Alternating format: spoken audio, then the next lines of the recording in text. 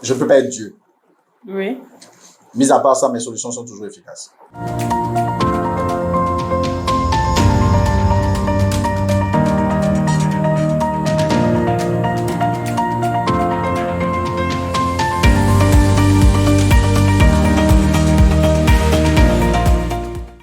Moi, c'est Miga Ablo, consultant en stratégie.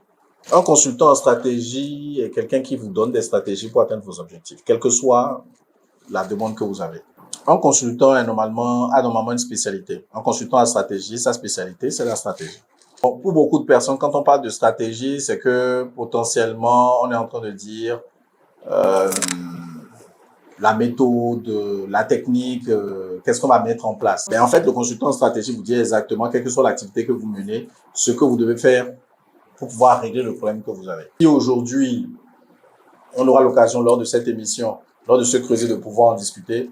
Si aujourd'hui vous avez un problème, et je vous donne l'opportunité de me poser le problème, et je dis aux téléspectateurs aussi de faire la même chose, s'ils ont un problème, ils me posent le problème, je vais trouver une solution. Je travaille à ça. Je ne peux pas être Dieu. Mis à part ça, mes solutions sont toujours efficaces. Soit je vous trouve la solution, soit je vous trouve la personne qui est capable de vous trouver la solution.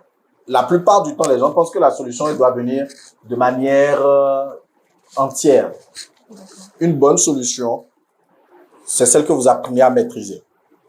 Parce que ce problème, il pourrait revenir. Si vous le maîtrisez, il ne reviendra plus. Les critères de performance dans ce genre de cas, c'est surtout, est-ce que vous êtes satisfait? Est-ce que vous avez trouvé une solution? Et ce que ça vous a coûté. Je vous dirais que si vous prenez quelqu'un qui n'est pas très connu et que vous décidez de faire de cette personne quelqu'un de connu, il devient quelqu'un qui vous fait un prix particulier. Donc, vous le produisez. Si vous le produisez, tout ce qui va vous rapporter plus tard, vous allez toucher une commission dessus parce que vous avez investi en premier. Par contre, si vous prenez quelqu'un qui est très connu, il a déjà sa notoriété. Il pourrait tout de suite vous permettre d'atteindre votre objectif là, maintenant, mais ce n'est pas sûr qu'à long terme, votre budget pourrait suivre. Donc, ça dépend réellement de ce que vous voulez faire. Si quelqu'un m'appelle aujourd'hui pour me dire, bon, j'ai mon entreprise, j'ai ma notoriété, j'ai besoin de vous. Mais vous avez forcément besoin de moi pour quelque chose. Ouais. C'est à partir de la problématique que moi, je deviens utile.